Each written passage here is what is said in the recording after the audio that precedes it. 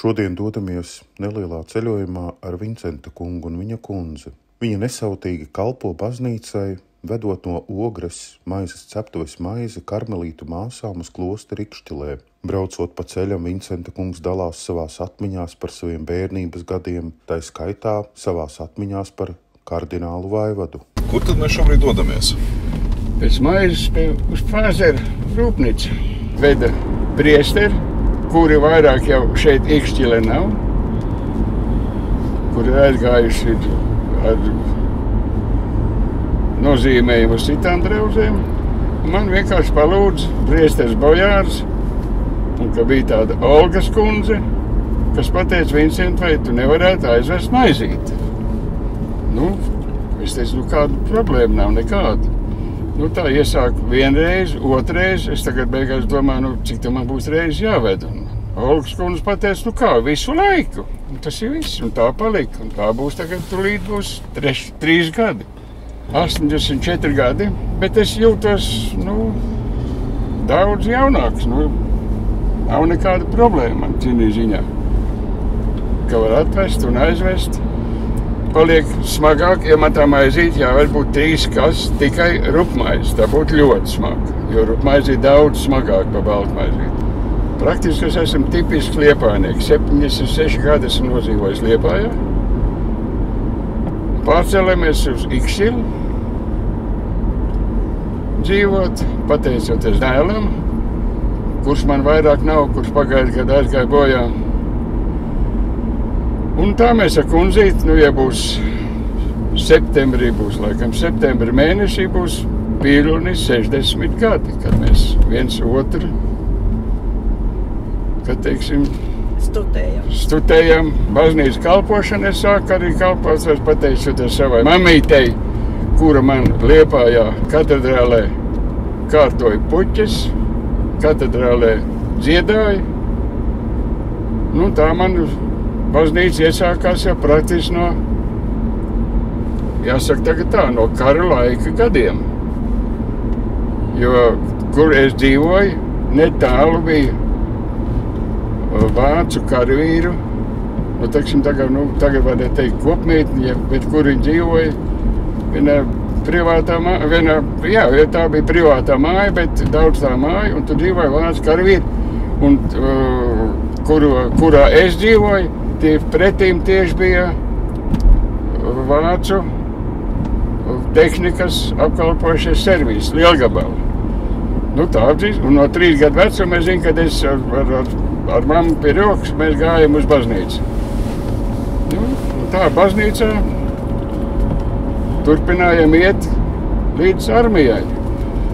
Un kāda laikā baznīca Liepājas katedrālē kalpoja priesteris, tā viņš bija tikai jauns, jau skaists priesteris Vaivods. Es jau no 7 gadu vecuma sāku kalpot pa ministrantu.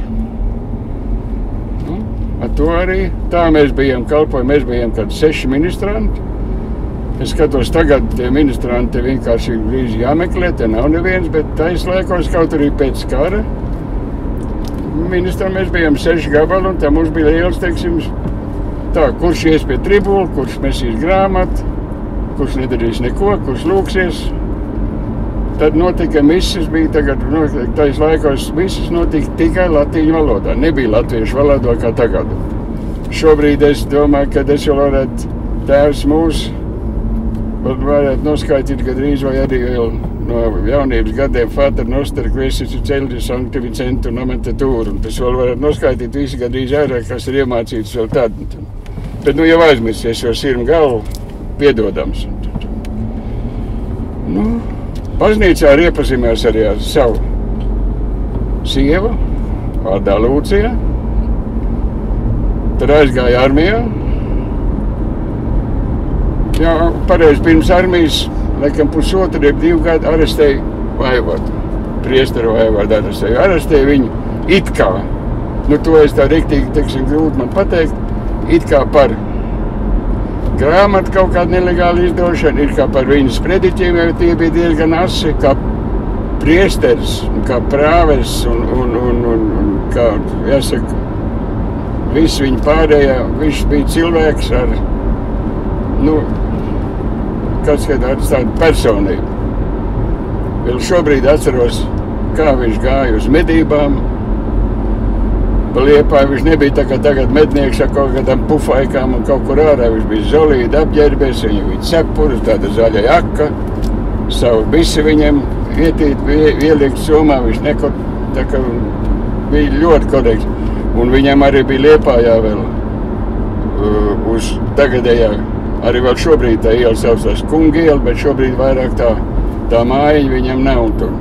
Bet tur viņam uz Kunga ielas galā Liepājā bija māja viņam.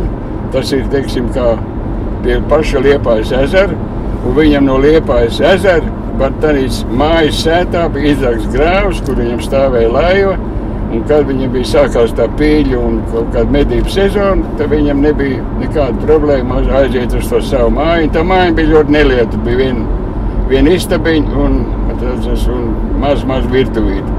Bet pat tad, kad viņi ordinēja par kardinālu, viņam pat bija jāaizliegts izbraukt uz Romu, bija pat tā.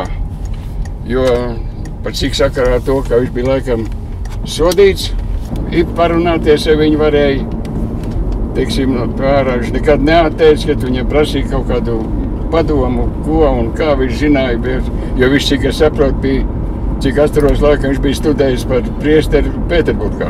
Tā bija personība. Viņš, kā teikt, tādu priesteru, kāds bija vaivods, es šodien neredzu. Arī kaut kā tie būtu augstos amatos, nav tāds. Pat bija tā, kad vienos Ziemassvētkos viņam ārā bija baznīca, bija pilna Ziemassvētkos, viņam pat uzbruka. Viens, vai tas bija dzērājs, jebkas, gāja iekšā, tad bija pie altāra Liepājā. Un ienāk, bet, paldies Dievam, tur bija ļoti ātri, kas izsauc to policiju, es nezinu. Un ārā viņam, bet tad, nezinu, viņš bija mierīgs, viņš šiem nebija sevišķi arī uztraucies. Man priesteris prāvests, viņš tā laikā bija man pirmā svētā komunija, pirmā grēksūdz, kad bija, viņš mūs visus, mēs bijām liela grupiņa, kāda 15 cik bērnu, un pēc grēksūdz mūs visus bērnus viņš uzveda augšā uz torni, parādīt, kā izskatās Liepāja no baznīcas torņa augšas. Tā kā Vincents saka, ka viņš bija cilvēks ar stāju, cilvēks personība, un viņš, likās no ārpus, ka viņš ir ļoti lepns, bet, diemžēl, viņš bija ļoti, ļoti pieejams, un viņš vienmēr deva padomu. Es kā bērns atceros, es dzīvoju Jaunliepājā, mācījos 5. vidusskolā un gaidīju tramvaju pietur bija, kad viņš sestdienās gāja uz vilcienu. Medībās brauc. Vincents teica, kāds viņš bija skaistā mednieka formā ar savu hūtīti un bise bija tādā ādas, tādā futlārī ielikt. Tā bija pār pa plecu, bet viņš bez steigas, lēni, tā es viņu atceros kā bērns, ko es redzēju. Mēs varam teikt tikai ļoti lielu paldies no visas mūsu kopienas par viņa uzticību un pastāvību. Vincents vienalga vai lietus, vai saule, vai vasara, vai ziema, vienmēr mēs zinām, ka piektdienas vakaros maizīte būs mums. un viņi abi divi, Vincents un Lūcija, abi divi priekš mums ir kā tāds, paraugs un arī vienlaicīgi arī kā ģimenes locekļi pie mūsu klosteru kopienas.